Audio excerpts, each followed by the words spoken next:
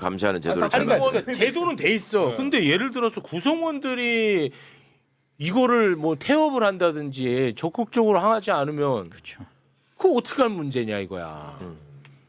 그러니까 이게 그렇게 되지 않도록 그 수장을 잘 정하는 게 중요하고 네. 그다음에 그렇게 했을 때 이거를 감시하고 견제하고 처벌하는 장치를 만드는 게 앞으로 해야 될 일이죠. 그렇습니다. 그리고 하나만 좀 안내해드리고 싶은 거는 지금까지는 경찰 수사나 이런 과정에서 문제가 있으면은 그냥 검찰에 가서 얘기해야 된다 이렇게 생각을 하니까 피해자 보호에 소홀하다라는 말하고 연결을 지을 수가 있거든요. 근데 제도가 그것만 있는 게 아니에요. 경찰이 가장 신경 쓰고 두려워하는 민원은 국민권익위원회 가가지고 얘기하는 거야. 수사 과정에서 이렇게 홀대당하고 제대로 들여다보지도 않고 나한테 폭언을 했다. 그거 정말 피곤하거든요. 네. 근데 그런 제도 같은 게 더 활성화돼야죠. 이제 그렇지. 국민한테 많이 알려지고. 맞습니다. 자, 그러면 우리 변호사님과는 여기서 인사를 나누도록 하겠습니다. 김광민 변호사님 대단히 고맙습니다. 감사합니다. 자, 그러면 지금부터는 검찰 개혁 관련해 가지고 지금 이게 진짜 중요해. 왜 그러냐면 통과됐다고 끝났다고 생각하는데 너 SNS, 온라인, 커뮤니티 한번 가보라고. 이걸로 지금 민주당 이재명 정부 박살 내려고 시동들을 엄청 걸고 있습니다. 삐끗하기만을 기다리고 있어요. 문제 생겨라. 생겨라. 그리고 이 통과된 것 자체도 이건 문제다.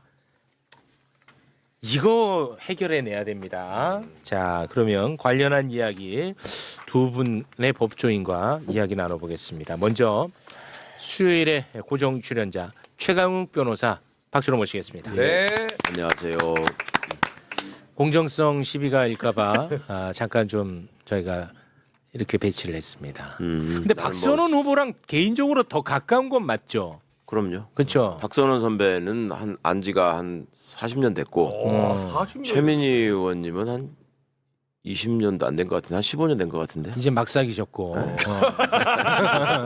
그리고 박선원 후보랑은 개인적으로 소통하죠 지금도. 그럼요. 봐봐. 박선원 선배님이 저한테 전화 와가지고 뭐 요즘 저 선거와 관련해서 여러 가지 얘기도 하고 제가 신천지 근거가 뭐냐 물어보기도 그런 하고 얘기 또 왜 하세요? 그랬었죠. 아니 그러니까 그런 얘기도 서로 그냥 별로 기탄 없이 한다고. 아 그러니까. 예.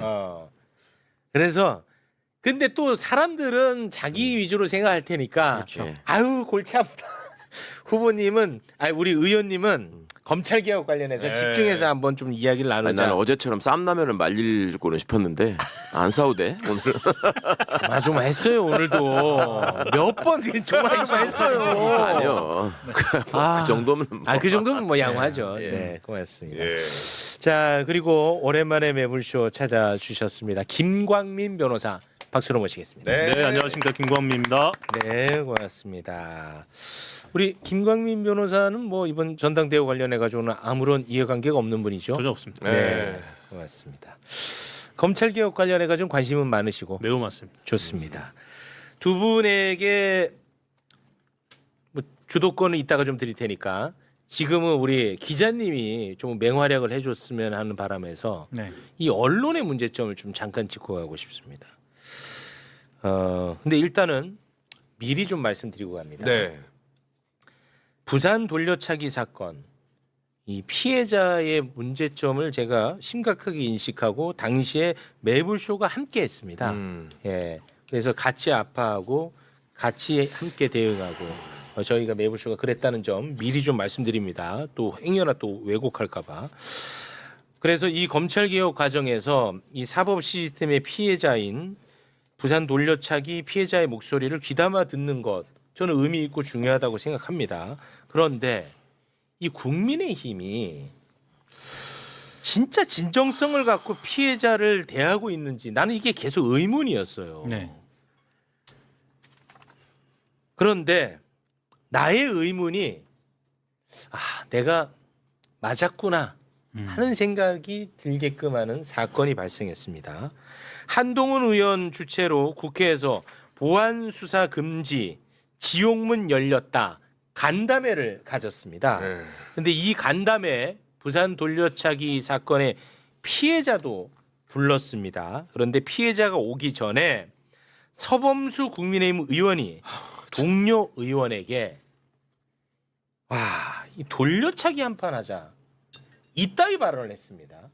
자, 그 부분 저희가 영상으로 준비를 했는데요. 와. 함께 보겠습니다.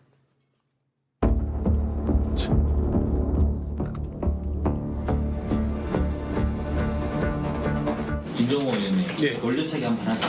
김정호 의원님, 네. 돌려차기 한판 하자. 와, 이게 인간으로서 가능한가 싶어요. 저는 이게 뭐 실언의 수준이 저는 아니라고 보거든요.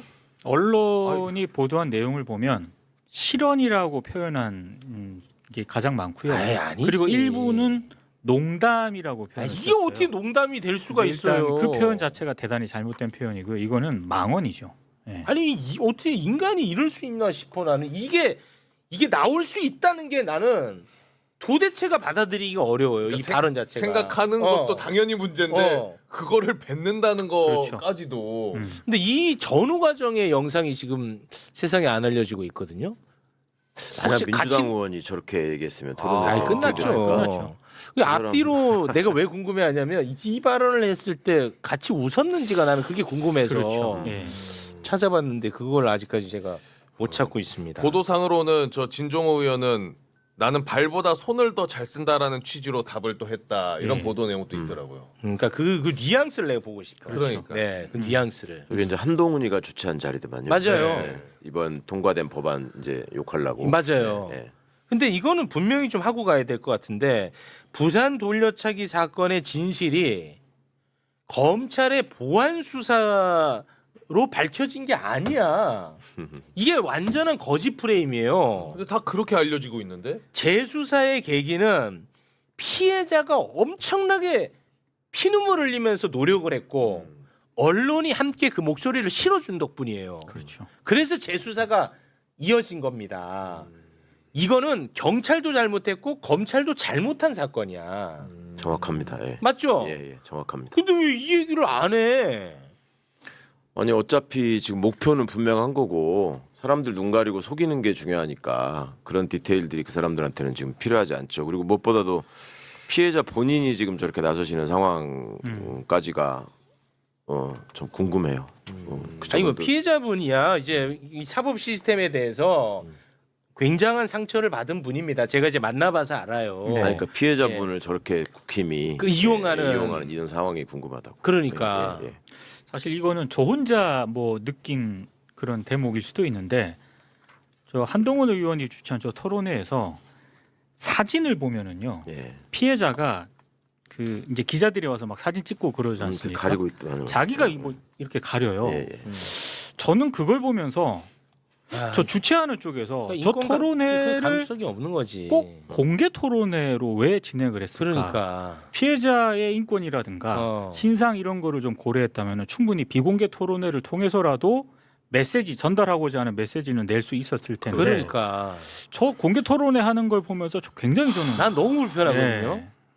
그리고 이게 언론이 굉장히 심각하게 불공정한 게 뭐냐면 사법 시스템의 피해자인 부산 돌려차기 피해자가 이 검찰 개혁을 주도한 김용민 의원의 SNS에 댓글을 달았어요. 네. 그것을 대대적으로 언론이 보도했습니다. 그런데 저는 이거를 보도하는 것은 저는 자연스럽다고 봤어요. 이걸 보도하는 것은. 네. 네. 그런데 또 다른 사법 시스템의 피해자인 유우성 씨가 있어요. 이 유우성 씨는 조작 수사로 간첩으로 처벌하려고 했던 피해자야. 근데 심지어 보복 기소까지 당했던 사법 시스템의 최대 피해자입니다. 그렇죠. 유우성 씨. 검찰에 의해 그런데 이 유우성 씨도 김용민 의원의 SNS에 댓글을 달았어. 전혀 다른 내용의 댓글을 달았어. 네. 이거 소개 좀 해주세요. 자, 이런 댓글을 달았습니다. 검찰 개혁해 주셔서 정말 감사합니다. 고생하셨습니다. 의원님의 앞날을 위해 기도하겠습니다. 서울시 공무원 간첩 조작 사건 피해자 유우성. 같은 게시물에 저 댓글이 있었나? 그 게시물까지는 제가 이제 아, 모르겠는데 네네네네. 아무튼 이렇게 지금 사법 피해자 두 분이 댓글을 달았습니다. 그런데 부산 돌려차기 피해자 댓글 관련해서는 언론이 어마어마하게 보도를 합니다. 막 어마어마해요. 근데 유성 씨 관련해 가지고는 제가 오늘 오전까지 확인한 거는 하나도 못 봤어요. 아 저도 오전까지 맞나요? 검색을 했는데 오전까지는 검색이 하나도 안 됐어요. 없어요. 저도 하나도. 여기 와서 처음 알았어요. 보도 하나도 안 한 거. 예, 아 진짜 모르겠어요. 지금은 네. 오전까지 확인했을 때 하나도 없었어. 진짜 없어요. 보도가. 이게 얼마나 불공정합니까? 이거를 그때 공소권 남용으로 돼가지고 공소 기각이 된 네, 굉장히 뭐 이례적인 판결을 의외로 그렇습니다. 법원이 그때 했었죠. 너무 심각하니까. 맞습니다. 그래서 제가 국정감사 때 그 해당 일을 했던 이두봉 검사한테 이 자리를 빌어서 사과해라. 끝까지 사과를 안 하고 아, 그냥 뭐 견해 차이가 좀 있는 것처럼 이렇게 얘기하고 막 넘어갔었는데 이제 그런 점은 누구도 지적하지 않아요.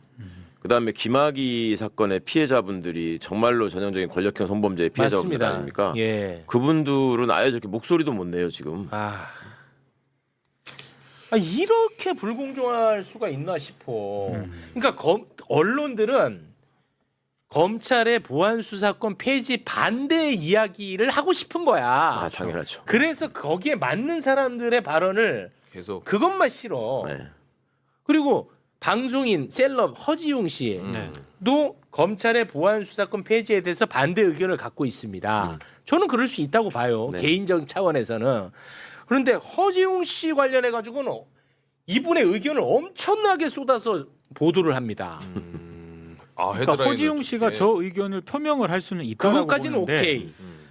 언론들이 저 정도 보도를 할 정도로 이 문제에 대해서 허지웅 씨가 전문성이나 관련성이 있냐는 거야. 권위를 가지고 있느냐? 그거는 저는 아니 관련성이 없잖아. 그렇죠. 아니 그러면 최소한 맨날 체육 갈 때는 영향력 있는 유튜버가 이따위 발언했다고 난리치잖아. 출연자 검증 안 했다고 난리치는데 내가 한 발언은 한 번도 실어준 적이 없어요. 이런 거 관련해 갖고는.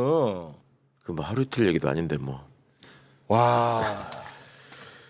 이런 식으로 이렇게 의도를 가지고 자꾸 이렇게 하면은 사실은 최욱 씨 말씀처럼 보통 일반 시민의 입장에서는 검찰이건 경찰이건 다 믿을 수 없는 존재인 게 맞아요. 그러니까 경찰한테 권한이 집중되면 그 다음에 검찰이 한 번 더 들여다보는 게 더 좋지 않나라고 일반적으로 그냥 생각할 수 있죠. 네. 그러면 그게 역사적으로, 제도적으로, 그다음에 법률적으로, 헌법적으로 어떤 점 때문에 이게 지금 의논이 됐는지를 짚어주는 게 지식인과 언론의 역할인데 네. 그거는 전혀 안 보이고.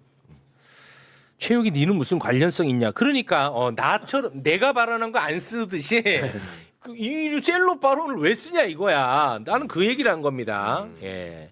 허지웅이 너보다는 위대하다. 아이 그런 얘기까지 합니까? 그거. 알겠습니다. 예.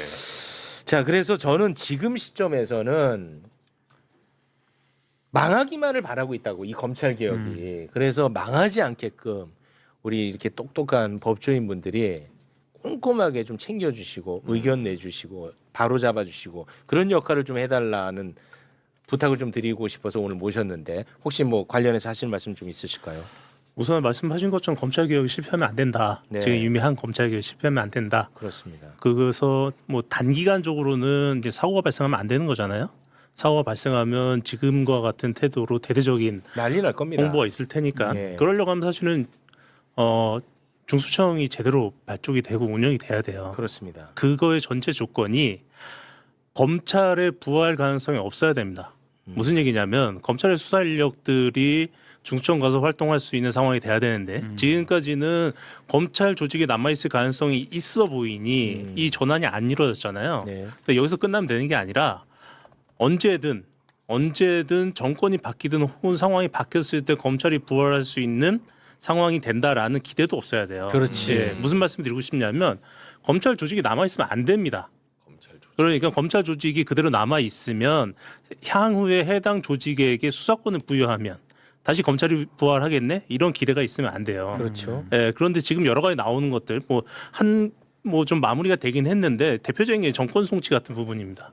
정권 송치하게 된다면 검찰 조직 그대로 있어야 돼요. 어마어마한 사건이 송치돼서 올라올 거고 여기에 대해서 검토를 하고 때로는 뭐 보안 수사든지 뭐가 됐든지 해야 되는 부분이 있는데 그렇다고 하면 그 지금 수사 인력들이 대부분 남아 있어야 되고 검찰 조직이 살아있다라고 하면 현재 검찰 조직에 있는 인원들이 검찰의 부활을 기대하고 조직에 그대로 남아있을 가능성도 있습니다. 아니, 그러니까 7대 범죄에 대해서는 정권 송치가 이제 허용이 되는데 그러면 정권 송치가 돼.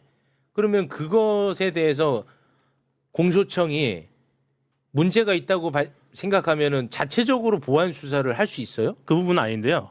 그 부분 제가 보완해서 말씀드릴게요. 지금 네.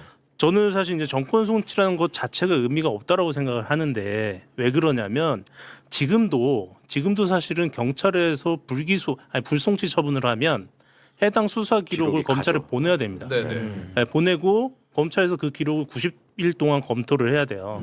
검토를 하고 90일 동안 검토를 한 다음에 이게 문제가 있다라고 하면 보완 수사 요구를 하게 됩니다. 네. 예. 현행 예. 현행이 아니지 이전. 네, 그렇다고 하면 도대체 이게 그 정권 송치가 어떤 의미가 있는지는 사실은 의미를 이해를 못 하겠어요. 아. 예. 와서 뭐 정권 송치해서 와서 본인이 이게 그 종결을 하겠다라는 주장인지 어떤 건지도 이해를 못 하겠는데 현행도 어차피 모든 사건들이 다 넘어간 사건에 대해서 그러니까 불송치한 사건 그러니까 송치한 사건은 당연히 넘어가는 그건 거고 그렇죠. 이의 제기한 사건도 넘어가는 네, 거고 그렇죠. 불송치한 사건이 문제인데 불송치한 사건도 넘어가서 90일 동안 검토를 하게 돼 있습니다. 검토해서 부족하다 싶으면은 보완 수사를 요구할 수 있고. 요구할 수 있죠. 예, 그런 부분이 있는데 이거를 굳이 정권 송치라는 권한으로 가져가 버리면 그 권한에 따른 조직을 유지하는 상황이 발생할 수 있다. 상황이 발생한다고 하면 그네들이 지금 어떤 상상을 하는지 모르겠지만 네. 이것이 만약에 그네들의 상상이 우리 조직은 어쨌든 수사권은 없지만 이 정권 송치 때문에 조직을 유지해야 된다라는 논리로 간다고 하면 네. 예, 그렇다고 하면 경쟁 관계에 있는 중수청이 될 수밖에 없고 중수청은 제대로 운영되기 어려운 상황이 발생하고 여기서 문제가 터진다고 하면 야 겁봐라 검찰이 제대로 해야 된다 경찰 안 된다 이 여론이 또다시 일어나겠죠. 네. 그러니까 지금 그냥 정치 검사라고 칭합시다. 편하게. 네. 정치 검사의 입장에서 이제 법이 통과됐잖아요. 그 네. 전까지는 통과 안 되기를 간절히 원했고 마지막까지 거부권까지 얘기하면서 맞습니다. 했잖아요. 네. 그것까지 무산된 네, 상황이잖아요. 공표됐습니다. 그럼 앞으로 할 수 있는 수법이 뭘까를 생각해 보시면 지금 앞으로는 이제 하위법령 개정 작업이 있단 말입니다. 수사 준칙부터 시작해가지고 대통령령이나 그다음에 수사 절차법을 또 어떻게 할 거냐는 문제도 아직 논의가 남아 있고 그러면 그 과정에서 해야 되는 게 뭐냐면 지금 검찰 구성원이나 전직 검사의 입장에서 검찰 개혁과 관련한 가장 중요한 이슈가 뭐냐면 첫째는 내 밥그릇을 지킬 수 있느냐예요. 그렇겠죠. 그렇죠? 네. 그러니까 그거는 안에 있는 사람들은 우리 조직 구성원들을 그대로 유지할 수 있느냐, 바깥에 있는 사람은 내가 사건으로 여전히 돈 벌 수 있느냐, 그렇겠죠. 이거겠죠. 그거를 위해서 최선을 다하려면 이 정권 송치 같은 거를 최대한 활용해서 인력을 남기는 쪽으로 하위법령 개정 과정에서 여러 가지 얘기를 갖다가 할 겁니다.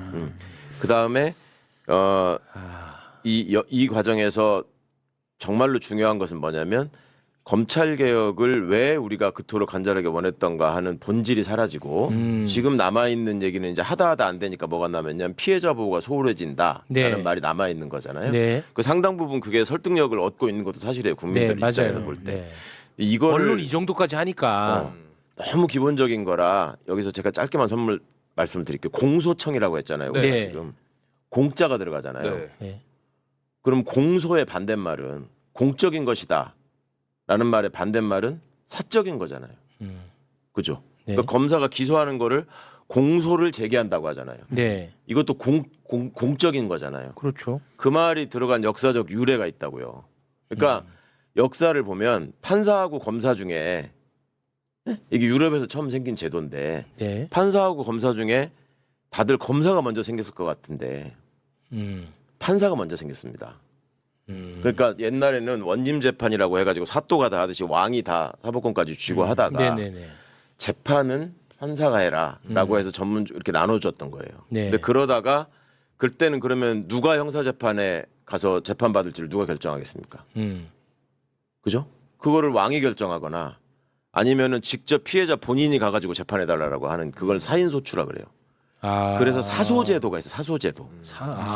그게 영국에는 일부 남아 있고 지금도. 그래서 그것이 그렇게 되니까 사적으로 개인이 그거를 준비하기도 너무 어려울 뿐만 아니라 그다음에 그거를 담당해서 재판으로 회부하는 과정에서 장난치는 사람이 너무 많은 거야. 그러니까 이게 인권의식이 발전되면서 이거를 그러니까 힘 있는 사람이 가서 고소하면은 금방 처벌되고 약한 사람이 하면 안 됐을 거 아닙니까? 그래서 만든 게 검찰이에요. 그래서 공소기관이라고 하는 겁니다. 공적으로 누구한테 치우치지 않고 객관적으로 너네가 피의자의 인권과 피해자의 입장을 고려해서 법에 맞게 지금 이게 재판이 진행되도록 해라라고 하는 게 원래 검찰 제도의 취지고 그래서 공소청, 공소 제기, 공소관 이런 말이 있는 그래서 거예요. 공이 들어가는 네, 그래서 우리가 피해자의 권익을 소홀히 하는 데에 검찰 제도의 의미가 있다고 말하는 게 아니라 애초부터 이게 만들어질 때 피해자가 직접 가가지고 내가 복수하겠다, 내가 처벌하겠다라고 하는 제도가 갖고 있는 문제에 대한 개선에서 나온 제도가 공소제도라고. 근데 이거를 다시 옛날로 돌아가자고 지금 얘기하고 있는 건데 그렇게 하려면은 한 가지 전제 조건이 있어야 돼요. 그러니까 공소기관이 지금 너무 망가져 있었잖아요, 그동안에. 네. 공소기관 안 하고 수사만 하니까. 수사를 위주로 하니까. 그렇죠. 그러니까 그거에 대한 반성으로 시민 감시가 필요하다. 이런 차원에서 옛날 사인 소추처럼 피해자가 직접 이 억울함을 호소할 수 있는 절차를 따로 만들어라라고 하는 건 필요하죠. 그런 게 재정시청 제도 같은 거예요. 법원에다 가서 얘기해라. 법원에다 얘기하는 예. 거. 그러니까 그런 제도들이 역사적으로 그래서 만들어져 왔고. 사실은 이제 재정 신청 같은 것들은 없는 게 제일 좋은 건데. 그렇죠. 그렇죠. 그 이제 어떻게 하다 보니까 부족해지니까 이제 만들어지는 건데. 그렇죠. 그러니까 이제 그게 이제 선호가 바뀌었네. 피해자 구제 제도라고 하는 것은 원래 역사적으로 별도의 제도를 통해서 해결해 왔던 것이고 근대 형사사법 체계가 발전하면서 헌법에 피의자의 인권을 어떻게 보장할 것이냐 굉장히 중요한 기본권이 됩니다. 그래서 잘 아시는 것처럼 자백만 가지고서는 처벌할 수 없다. 고문은 금지된다. 네. 이런 얘기들이 다 피의자를 대상으로 한 말 아니에요. 그렇죠. 그러니까 피의자의 인권도 보호해야 된다라는 헌법 정신에 기초해서 만들어진 법률이 형사소송법이에요. 법률은 헌법에 근거가 있어야 되니까. 근데 이런 거를 갖다가 이제 한동훈 다 같이 뒤집어놓은 거예요. 머리가 이상하게 발달한 사람들은 너네는 왜 범죄자 편들게? 그렇죠. 그런 이렇게 식으로 이제 해갖고 그 프레임도 이제 웃기는 게 뭐냐면 예전에는 검찰 개혁을 얘기하면 얘들이 윤석열 전까지만 해도 뭘 주로 얘기했냐면 이렇게 되면 제일 좋아하는 사람은 권력과 돈을 가진 범죄자들이다. 그러면 재벌과 고위공직자나 정치인은 누가 처벌할 거냐? 검사가 안 하면 이렇게 주로 얘기를 했거든. 근데 윤석열 시대를 거치면서 그거를 더 안 한다는 게 입증이 되냐? 그 말을 못해 지금. 그러면서 갑자기 약한 피해자들의 정의로운 수호자인 것처럼 지금 분칠을 해가지고. 그 프레임으로 지금 계속 나오는 거예요. 굉장히 그 예리한 지적인 것 같아요. 그러니까 이런 본질을 가리려고 하는 이 시도가 그냥 덮이는 게 너무 속상하죠. 근데 저희도 이제 듣고 보니까 맞는 말인데 이게 좀 말이 길어지고 어렵잖아요. 네. 그러다 보니까 이게 언론이 활용하기가 편해. 맞아. 네. 그래서 여론이 안 좋아 지금. 그러니까 사실은 언론이나 전문가들이 해야 될 일은 제가 지금 드린 말씀을 애초에 검찰개혁의 역사, 그렇지. 검사제도의 역사 이런 것들을 말씀해 주시고 형사사법제도는 왜 바꿔야 되고 어떤 결과를 통해서 각 나라에서 바뀌어왔고 피해자 구제제도는 어떻게 바뀌어왔는가 이걸 소개하는 게 맞지. 네. 그냥 자기들 입맛에 맞는 얘기 다 갖다 붙여가지고 어떻게든 그것만 막 띄우고. 그러니까 얼마나 유치하고 한심합니까? 검찰개혁 하자는 게으르고. 사람들 악마화하고. 그렇습니다. 이 댓글도 이게 내가 참 속상한 게 제가 언론의 문제점을 얘기한 건데 지금도 허지웅에 대한 비판을 해. 이거 이렇게 하면 안 돼. 정말 이러시면 허지웅은 개인이잖아. 그렇죠. 개인은 뭐 다양하게 생각할 수 있지. 알겠습니다. 오늘 아주 본질적인 부분을 잘 짚어주셔가지고 저도 좀 많이 생각이 정리가 되는 것 같습니다. 네. 혹시 뭐 더 하실 말씀 없었으면 좋겠는데요. 개인적으로 없었으면 한마디만 좀 좋겠는데. 말씀드릴게요. 수사 기소 분리하자는 얘기가 사실은 어디서 나온 거냐면 수사한 사람이 기소하면 안 된다. 무슨 얘기냐면 기소하려고 수사를 하든지 아니면 수사를 했기 때문에 이건 무조건 유죄를 받아야 된다. 그렇지. 예, 그 목적성이 들어간다라는 부분이거든요. 누가 하든 그렇게 될 수밖에 없어. 예. 근데 지금 논의를 할 때는 이 부분은 다 없어졌어요. 사실은 그렇죠. 사라졌어요. 그동안 맞아. 검찰이 수사하고 내가 수사한 사건이니까 무조건 유죄를 받아야 된다라고 득달까지 달려들었던 이런 부분들. 그럼 지금 다시 검찰의 기능을 논의하려면 이 부분을 어떻게 견제할까라는 논의가 있어야 되거든요. 맞아요. 근데 이 부분 싹 사라지고 맞아요. 지금까지 논의도 없었던 갑자기 피해자 보호가 나왔다. 이 말씀만 드리고 싶습니다. 맞아. 근데 제가 진짜 맨날 내가 그 얘기를 한 거야. 너무 맞는 말이야. 근데 언론 보고 있으면 아주 미치겠습니다. 저는. 저 너무 짧게 하나만 보탤게요. 죄송한데 적법 절차라는 말 우리가 하잖아요. 적법 절차. 네. 적법 절차의 준수가 헌법 정신이고 인권 보장의 기본이다 이런 얘기 하잖아요. 예, 너무 쉬운 말인데. 그래서 그거를 보장하기 위해서 검사가 역할을 해야 된다라는 얘기를 많이 합니다. 근데 적법 절차의 내용을 따지면 첫 번째가 뭐냐? 적법 절차는 당사자의 얘기를 최대한 들어줘야 된다. 그 다음에 그거를 가지고 판단하는 사람은 자기가 한 일에 대한 판단 주체가 되면 안 된다. 객관성. 근데 지금까지 대한민국 검찰제도의 문제는 당사자의 얘기를 필요한 것만 선별해서 듣고 그 다음에 본인이 본인 사건의 판단자가 된 거예요. 자기가 수사한 사건을 자기가 기소하니까. 그렇죠. 그래서 근본적으로 문제라고 했던 거예요. 그러니까 검사를 준사법기관이라고 본인들이 얘기하거든. 대단한 사람인 것처럼 보이려고. 그리고 직급을 판사하고 맞춰달라고 하려고. 준사법기관이라고 하려면은 그게 전제가 돼야 되는 거예요. 모든 얘기를 다 들어주고 너는 네 사건에 대해서는 판단하지 마라. 이래야 사법이라는 말을 할 수가 있지. 그러네. 근데 지가 수사해놓고 지가 판단해서 기소한다 그러면 그게 무슨 그러네. 그래서 적법 절차의 원칙하고도 어긋나는 일이었다고 이게. 맞네. 그것도 심지어 내 사건이라고 표현하잖아. 그렇죠. 내 사건이라고 내 해버렸잖아. 사건이라고 검사들이 내 사건이라고 표현하잖아. 근데 내 사건인데 이 건이 안 된다고 기소를 안 할 수가 없잖아. 이거는 미친 놈들만 검사를 해서 검찰이 썩은 게 아니야. 사람은 다 똑같습니다. 이거를 좀 제도적으로 분리하자. 이거거든. 참 너무 당연하고 너무 상식적인 얘기 같은데 내가 볼 때는 언론만 보면은 나만 틀린 것 같아. 기초적인 얘기를 흔들어 버리니까 예, 너무 그러니까. 속상한 거예요. 예. 근데 그 언론의 보도 내용들이 그 뉴스를 이게 매일같이 안 보시는 분들은 되게 먹혀요. 아니 진짜 잘 먹혀. 아니 그래서 지금 여론 조사를 하면 그렇죠. 검찰 개혁에 대해서 굉장히 부정적입니다. 예, 민주당 지지층에서도 부정적인 결과가 나왔던데 제가 그러니까 보니까. 피해자들이 그러면 얘기 못 한다고 요걸로 지금 맞아요. 가버리니까. 예. 그래서 이제 뭐 김광민 변호사라든지 최강욱 변호사들은 아우 극성 맞고 강성이다 이렇게 가는 그 겁니다. 나중에 문제 생기면 니네가 책임져. 니네가 책임져라 뭐 그렇게. 그리고 얘들은 이제 제도가 시행되면은 그게 다 준비가 돼 있죠. 최대한 일을 안 하고 아니 그러니까 난 그게 걱정돼요. 네. 그거를 감시하는 제도를 아니, 잘 그러니까 만들어야 돼. 제도는 돼 있어. 근데 예를 들어서 구성원들이 이거를 뭐 태업을 한다든지 적극적으로 하지 않으면 그렇죠. 그거 어떻게 할 문제냐 이거야. 그러니까 이게 그렇게 되지 않도록 그 수장을 잘 정하는 게 중요하고 네. 그다음에 그렇게 했을 때 이거를 감시하고 견제하고 처벌하는 장치를 만드는 게 앞으로 해야 될 일이죠. 그렇습니다. 그리고 하나만 좀 안내해드리고 싶은 거는 지금까지는 경찰 수사나 이런 과정에서 문제가 있으면은 그냥 검찰에 가서 얘기해야 된다 이렇게 생각을 하니까 피해자 보호에 소홀하다라는 말하고 연결을 지을 수가 있거든요. 근데 제도가 그것만 있는 게 아니에요. 경찰이 가장 신경 쓰고 두려워하는 민원은 국민권익위원회 가가지고 얘기하는 거야. 수사 과정에서 이렇게 홀대당하고 제대로 들여다보지도 않고 나한테 폭언을 했다. 그거 정말 피곤하거든요. 네. 근데 그런 제도 같은 게 더 활성화돼야죠. 이제 그렇지. 국민한테 많이 알려지고. 맞습니다.